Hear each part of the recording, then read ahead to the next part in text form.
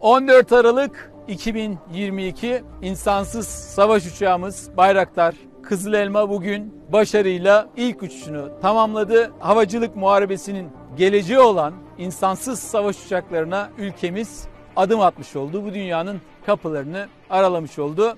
Rabbimize şükürler olsun. Vatanımıza, milletimize hayırlı uğurlu olsun.